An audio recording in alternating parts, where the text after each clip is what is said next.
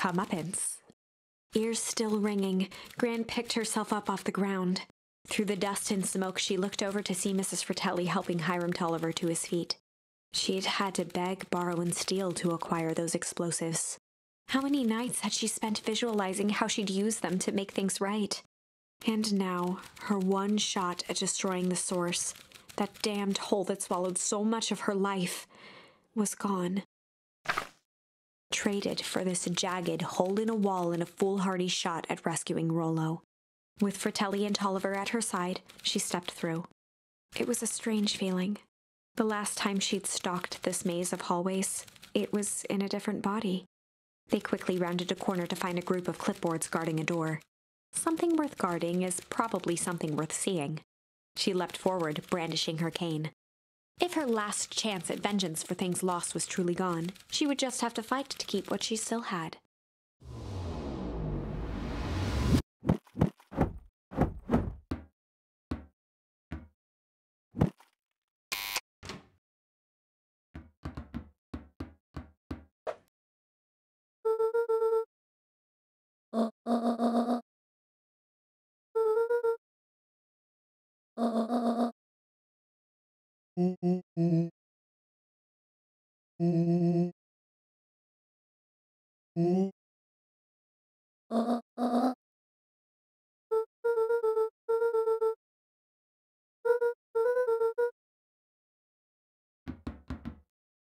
They made their way out from deep within Perennial Harvest, just as Solomon finished up his speech.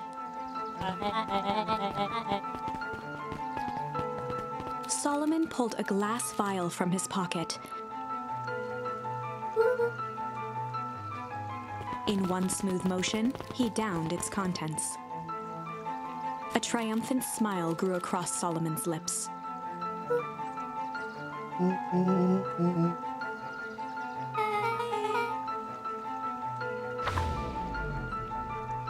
With a mischievous look, Beck elbowed Luca. "Remember when I had the vial behind my back?"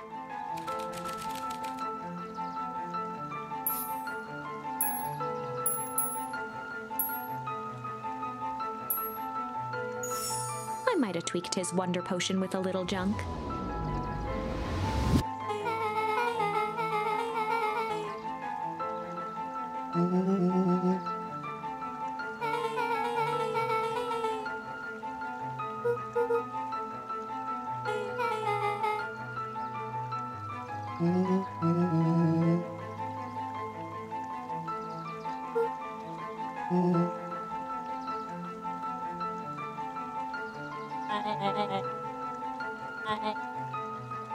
His body and face began to contort and expand as he disappeared into a belching green mist.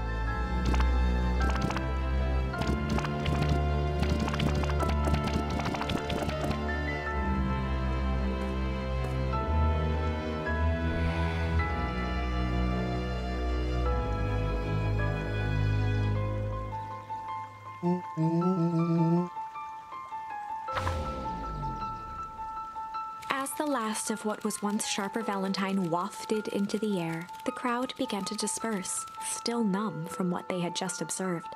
Sharper Valentine was gone for good. His end would be a new beginning for Beacon Pines, a new chance to let go of the things they had lost and grab hold of a new future. The end. Well, I'd be lying if I said that wasn't a bit gratifying. If that feels to you like a good note to end on, I won't stand in your way.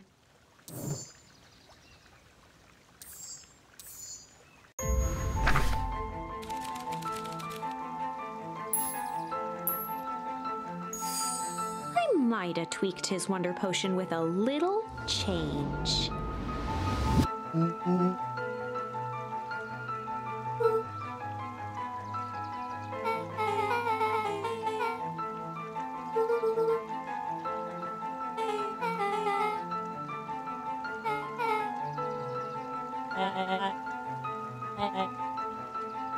His body and face began to contort and expand as he disappeared into a belching green mist.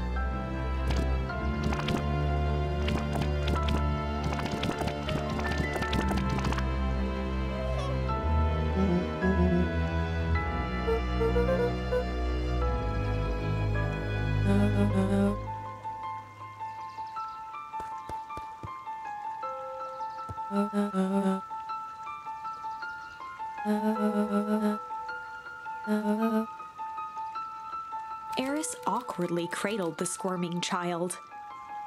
She looked to her brother, her voice shaking with uncertainty.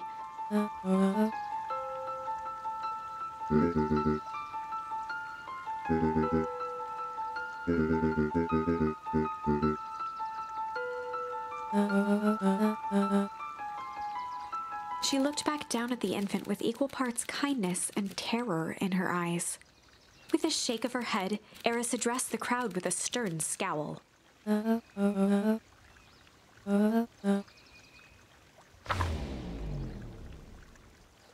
Epilogue.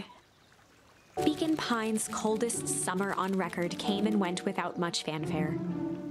Folks shared what they had, and none were left wanting. The new school year was ushered in by the falling leaves of autumn. After everything Luca, Rollo, and Beck had been through, middle school was bearable. The chill of winter didn't seem to bother people much. They kindled a hope for a better future in their hearts. When spring arrived, farmers planted their crops with a sense of joy and optimism. And as the dawn of the first day of summer came again, its light slowly spread through the shallow valley. It crept over the town square, across the river, past the neglected welcome sign, and came to rest on a young boy sleeping at dawn. His mind at peace, knowing he is here for a reason.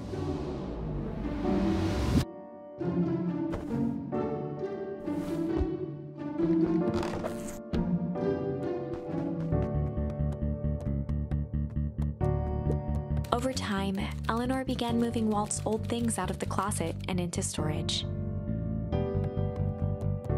Eleanor had moved back into her bedroom, and now that she wasn't sneaking out late, she even slept there most nights.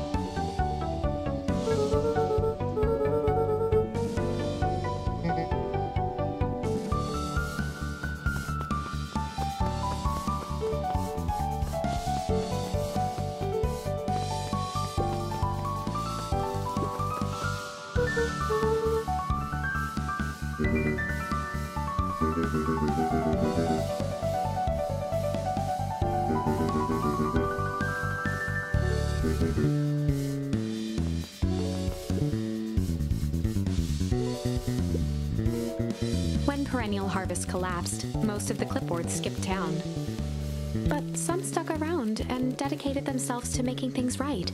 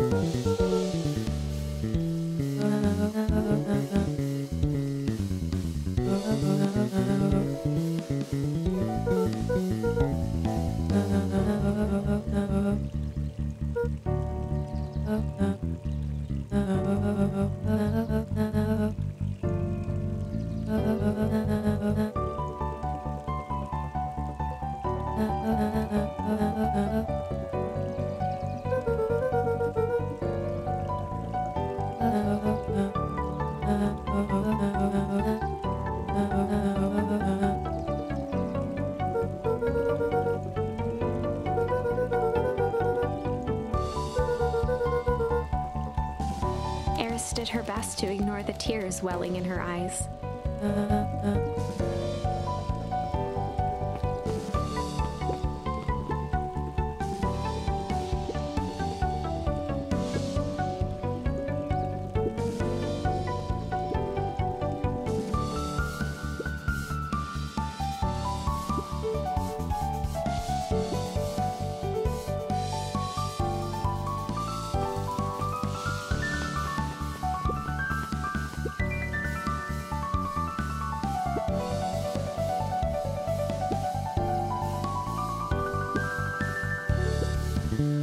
Closing her eyes, Miss Hatch took a deep, relaxing breath.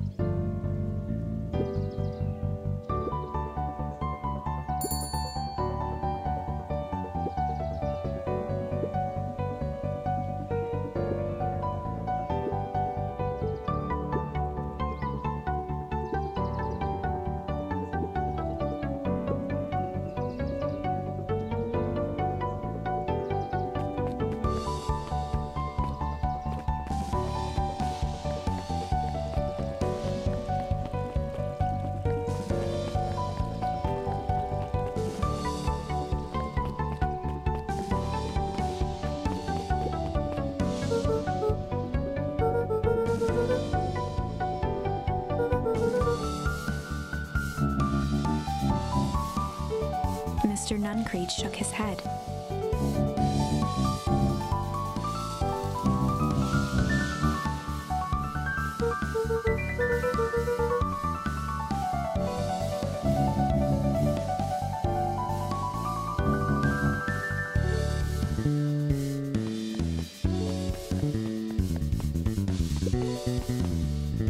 With perennial harvest gone, the transportation tubes were left unused.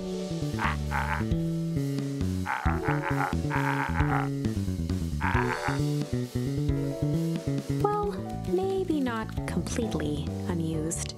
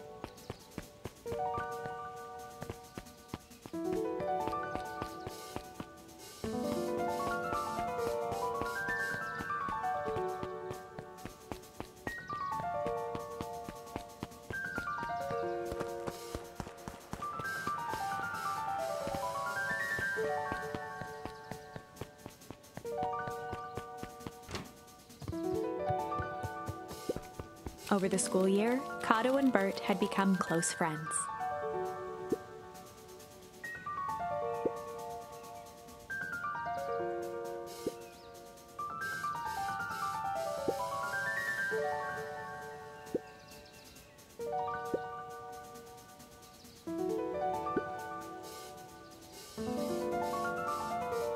It typically went on like this for quite some time.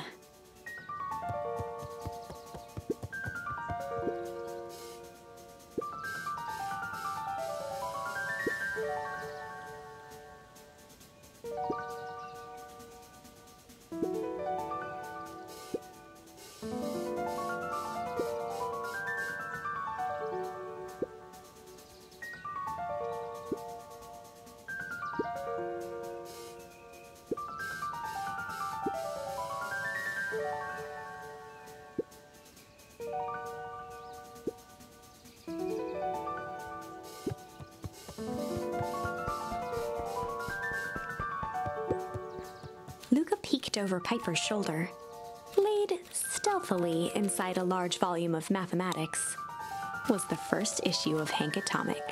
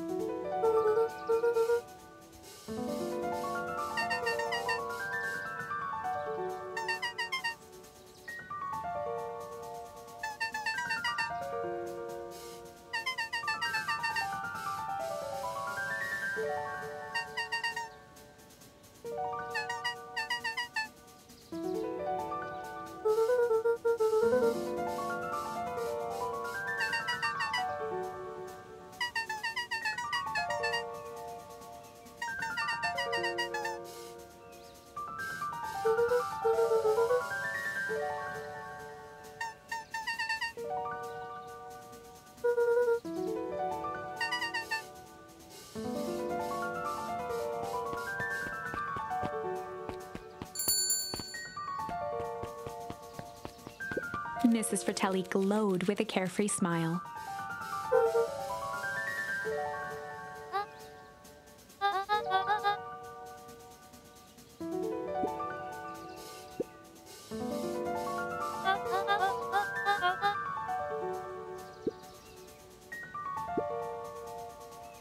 Mrs. Fratelli sighed with a zen-like calm.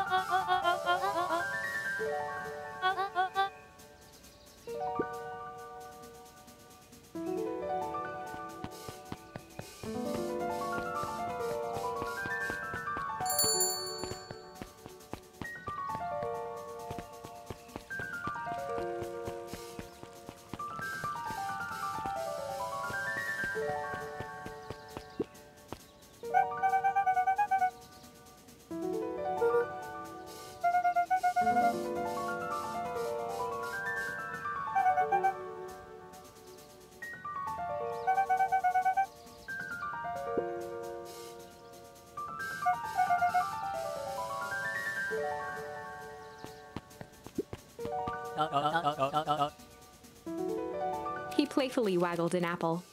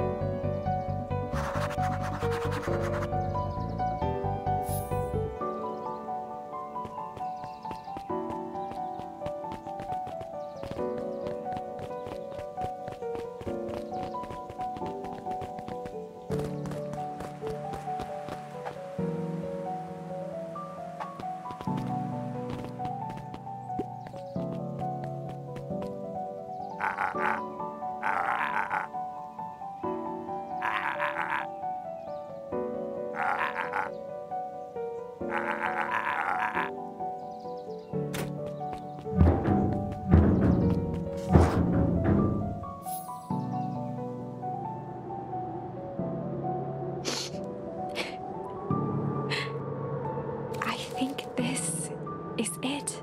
The end I've been waiting for. Honestly, I began to lose hope of ever finding it. But then you came along. I don't know exactly how to thank you. It's hard to explain how much this means to me. It's funny, now that our time together is finally ending, I'm at a loss for words. Let's just watch the end together.